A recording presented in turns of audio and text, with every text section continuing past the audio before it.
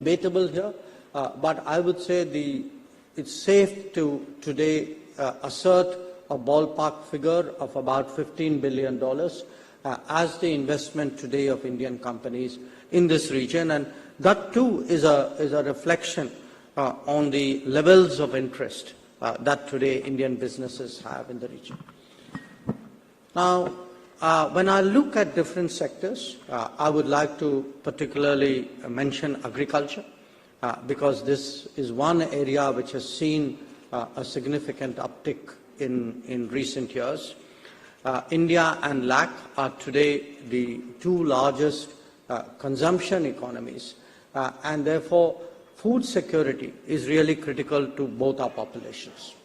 Indian sustainable farming techniques do complement LAC's availability of arable landmass, thereby ensuring productive, efficient and sustainable agriculture using digitization and water conservation technologies. Indian businesses have also invested in decarbonization technologies in the region, and among the notable investments which we have seen are millet farming in Guyana, edible oil production in a number of countries, agrochemical manufacturing sites in Argentina, Brazil, Colombia and Mexico, and the setting up of agro R&D centers. This, coupled with interest in developing improved germplasm and developing cold chain centers, actually indicates that our collaboration is moving from strength to strength. Now, beyond that, India is today successfully executing projects in the Latin America, Caribbean region to develop critical infrastructure, including power transmission. There have been some notable contracts which were awarded in the last few weeks in this regard. Roads, oil and gas, and also connectivity, renewable energy, and we are now seeing the beginnings of defense. Our development partnership is another expanding element of our relationship. Government of India has extended so far 35 lines of credit to partners like Bolivia, Cuba, Guyana, Honduras, Jamaica, Nicaragua and Suriname. Close to $900 million have been extended under these lines, and we've already completed 21 of these committed projects. Our development projects, certainly we are proud of this, that they have generated local employment. And these delivered by India projects, I think today are a testimony of our capabilities. They are impacting lives in the region.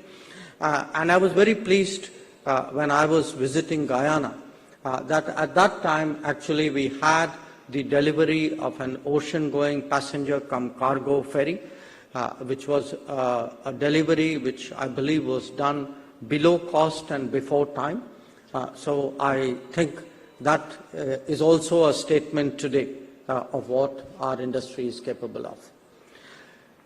As to rapidly growing economies, it's natural that we should also explore the demand-supply fit between us more aggressively. This is evident, as I said, from our rising trade figures, but also today from oil imports that are taking place from Brazil, Mexico, Colombia and Guyana. And the fact that we are today importing crude oil and POL, petroleum oil and lubricants, worth $7 billion from Latin America. This was the figure for the last year. And that we are exporting actually a similar amount in terms of refined products.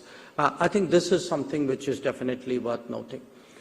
If you look at the automobile sector, the car exports to Latin America actually today constitute 1/3 of India's global car exports.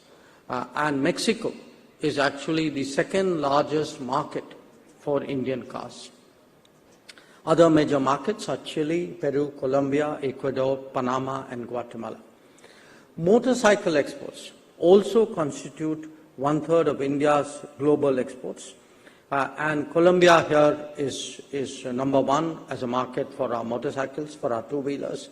But again, I must acknowledge Mexico, Guatemala and Peru as other significant markets.